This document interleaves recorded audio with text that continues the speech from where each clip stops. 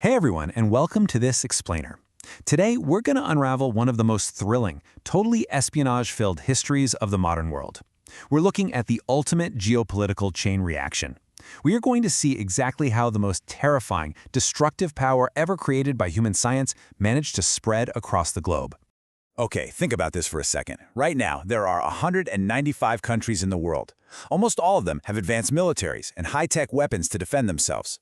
But out of all those 195 nations, only an elite, tiny group actually possesses the ultimate destructive weapon. Exactly 10 countries. We're talking barely 5% of the entire world. So the really crucial question here is, how exactly did they get it? Was it just brilliant science and natural progression? Well, far from it. As we'll see throughout this explainer, the spread of these weapons involves an incredibly dark, shadowy web of betrayal among friends, highly classified secret intelligence, stolen blueprints, and literally international honey traps. Section 1. The First Atomic Powers. To really understand this chain reaction, we have to go back to the desperate, terrifying days of World War II, where the sheer fear of Adolf Hitler sparked the ultimate global arms race. Now, it wasn't actually the Americans who first cracked the code, it was German scientists who discovered nuclear fission back in 1938. The idea of splitting atoms to release massive energy was suddenly out there. When word of this reached Albert Einstein over in America, he warned the US president that Hitler could use this to build a civilization-destroying weapon. That single fear launched the immensely secretive, incredibly well-funded Manhattan Project in the US, bringing in top British and Canadian scientists. By the time Germany surrendered in 1945, the US had successfully completed the Trinity test in New Mexico, and just a month later, they dropped the Fat Man and Little Boy bombs on Japan, ending the war and establishing a terrifying, but as we'll see, a very short-lived global monopoly on atomic power. Section 2. Betrayal among Allies. You'd think the victors of World War II would just share the spoils and enjoy the peace, right? Nope. Trust broke down almost immediately, triggering the very first dominoes of our geopolitical chain reaction. During the war, the Soviet Union was America's ally in defeating Hitler. But by 1941, American and British scientists just stopped publishing their nuclear research.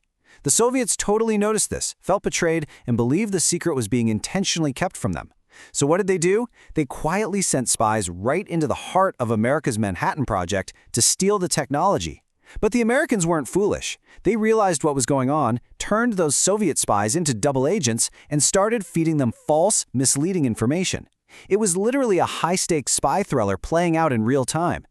And man, did those dominoes fall fast. Because the Soviets suspected they were being fed fake designs by double agents, they relied heavily on their own research right alongside the stolen intel. Because of that, they completely shocked the world by testing their RDS-1 bomb in 1949, way ahead of American expectations. That ended the US monopoly and effectively kicked off the Cold War. Meanwhile, the UK, the third nation to get the bomb, had actually given all their early nuclear research to the US during the war under the Quebec Agreement, with a strict promise of shared technology. But after the war, the US just broke the agreement and refused to share. Feeling totally betrayed by their closest ally, the British rapidly mined their own global uranium and successfully conducted Operation Hurricane in 1952. So, seeing the Soviets and the British catching up so fast, the US decided to raise the stakes. They moved from the atom bomb, which splits atoms via fission, to the hydrogen bomb, which joins atoms together via fusion.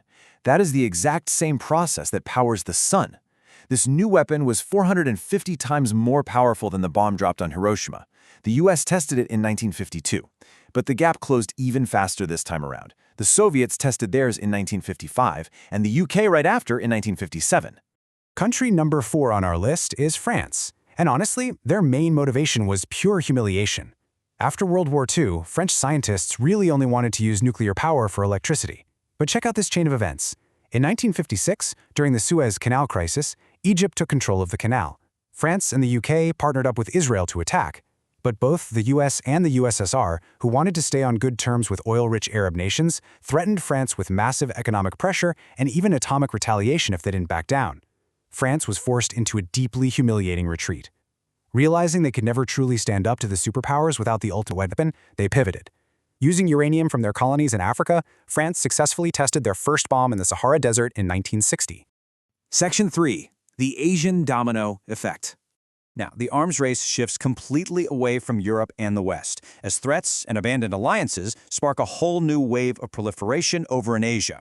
Our fifth nation is China. Back in 1950, during the Korean War, Chinese troops pushed American forces back, which prompted the U.S. to threaten China with nuclear weapons. Chairman Mao realized right then that without the bomb, the world would always bully them. At first, their communist ally, the Soviet Union, helped them out. But relations soured when the new Soviet leader, Khrushchev, started acting a bit too soft toward America for Mao's liking. In 1959, the Soviets abruptly pulled all their scientists out, abandoning the Chinese program entirely. Well, China took this as a massive challenge. They mined uranium from their own mountains and in 1964 detonated their first bomb. And get this, the name Test 596 wasn't just some random number. It stood for the 6th month of 1959, the exact date the Soviets abandoned them. Talk about an explosive insult to Moscow, right? But China's success instantly became a do-or-die nightmare for their neighbor, India, the 7th nation in our chain. Just like France, India started off by claiming they only wanted nuclear tech for peaceful electricity, and they even got reactors from Canada and the US. But after a bitter military defeat by China in the Himalayas in 1962, followed immediately by China's nuclear test in 1964, India felt it had absolutely no choice. Behind the guise of a peaceful energy program, they were secretly developing a weapon.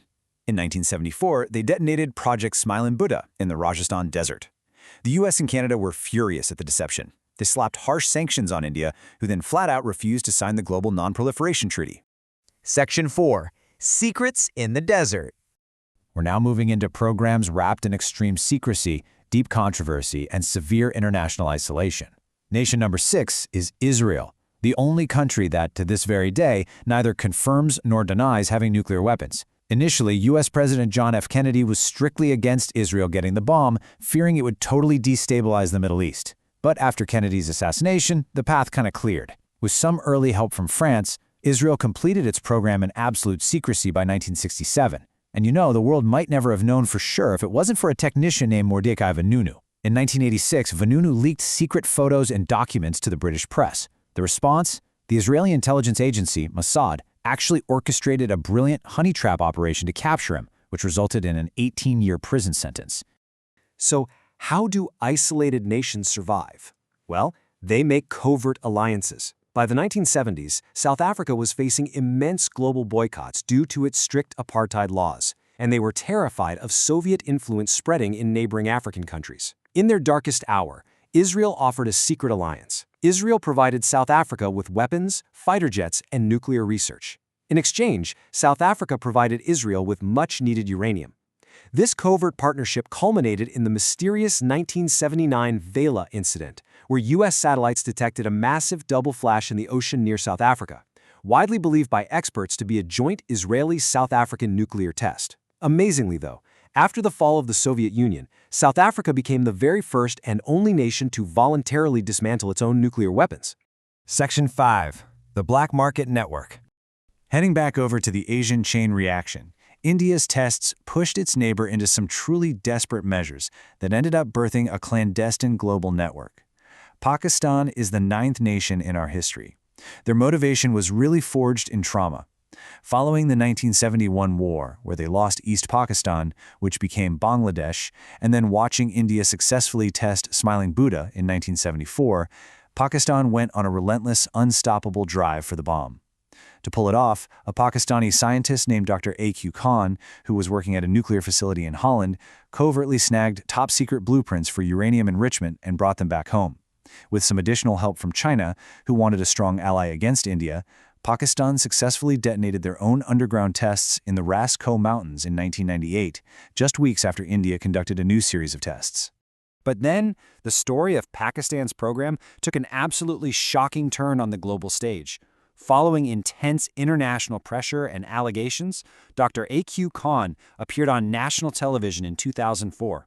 He publicly stated, "I take full responsibility for the transfer of nuclear technology to North Korea, Iran, and Libya."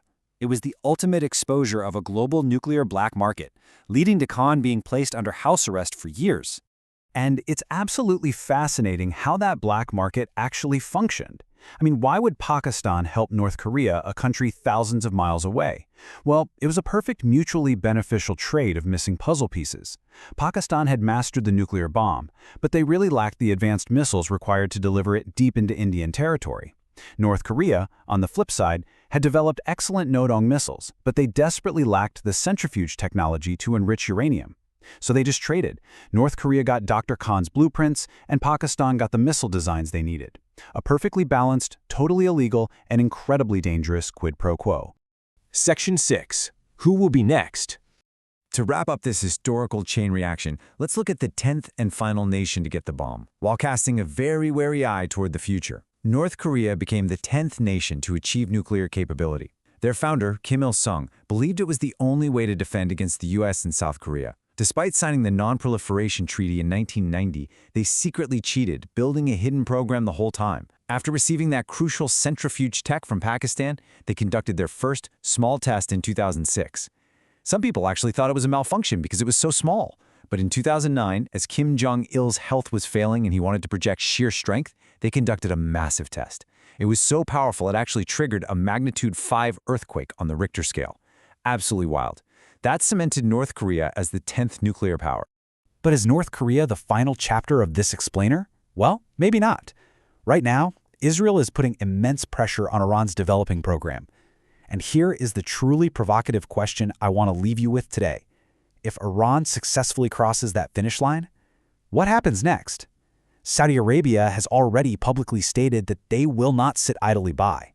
So, are we simply waiting for the next domino to fall? Thank you so much for joining me to explore this incredible and honestly terrifying history.